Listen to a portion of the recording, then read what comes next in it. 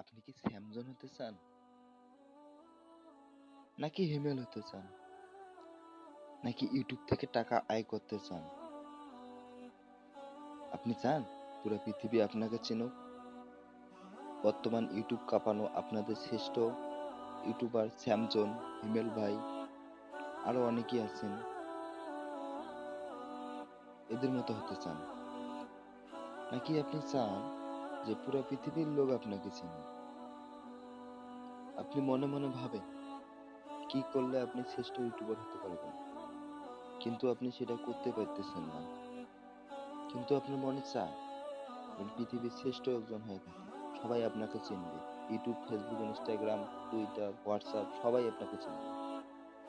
আজকে আপনাকে এমন একটি টিপস দিতে চলেছি, যে টিপসগুলোর মধ্যে আপনি খুঁজে পাবেন আত্মবিশ্বাস, দৃঢ় শক্তি, মনোবল। টিপসগুলো জানিয়ে দেই।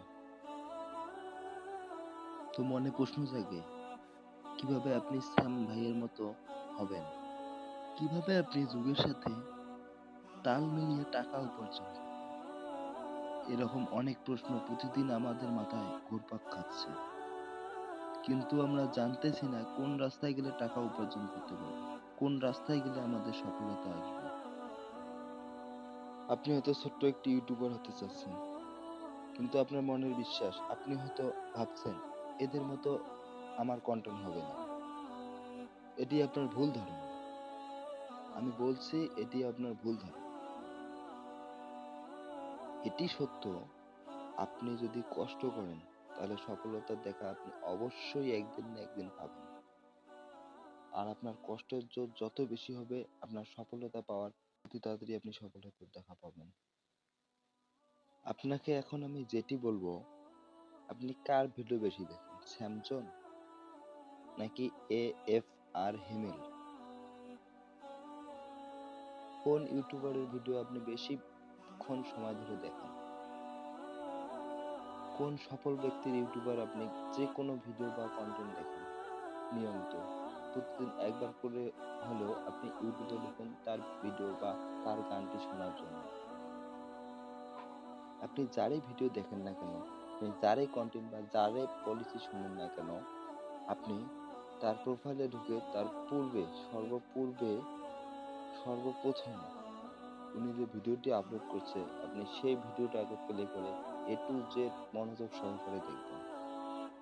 তাহলে আপনি বুঝতে পারবেন ওনার 3 বছর আগের ভিডিও বা 2 বছর বা 6 মাস বা 1 মাস আগের ভিডিওর কন্টেন্ট কিরকম ছিল, আর বর্তমান তার ভিডিওর কন্টেন্ট কি পরিমাণে উন্নতি হয়েছে, সেটি আপনি নিজেই বুঝতে পারবেন। আমরা যদি স্যামজনের কথাই বলি, আপনি স্যামজনের সর্বপ্রথম তার ভিডিওটি দেখবেন, তার চ্যানেলে গিয়ে দেখবেন সে সর্বপ্রথম কোন ভিডিও নিয়ে ভিডিও বানায়। তারপর তার 3 বছর গ্যাপ যায়, হয়তো ব্যক্তিগত কারণে গ্যাপ যায়। তারপর 3 বছর পরে আবার সে শুরু করে। তার সফলতা কিন্তু একদিনে আসেনি। তার কঠোর পরিশ্রম, কন্টিনিউ ভিডিও আপলোড দেওয়া, ভিডিওর মান হাই কোয়ালিটি করা, সব দিকে নজর দিছে। এরপরেই কিন্তু তার সফলতা আসছে। একই দিনে সফলতা আসতে পারে না। আর যেটি একই দিনে সফলতা আসবে, সেটি কয়েকদিনের মধ্যেই সফলতা ছিনিয়ে নিয়ে যাবে।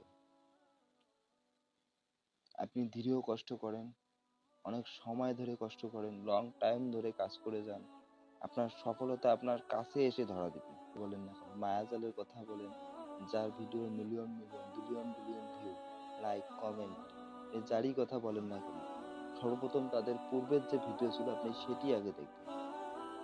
তাহলেই আপনি আপনার মনকে বোঝাতে পারবেন যে তারা কি রকম পরিশ্রমের পরে তারা সফলতা অর্জন করেছে। সেরকম সফলতা আপনাকেও পাইতে হলে আপনাকেও পরিশ্রম করতে হবে। পরিশ্রমের কোনো বিকল্প নাই। পরিশ্রম করতেই হবে, লাগাতার থাকতেই হবে।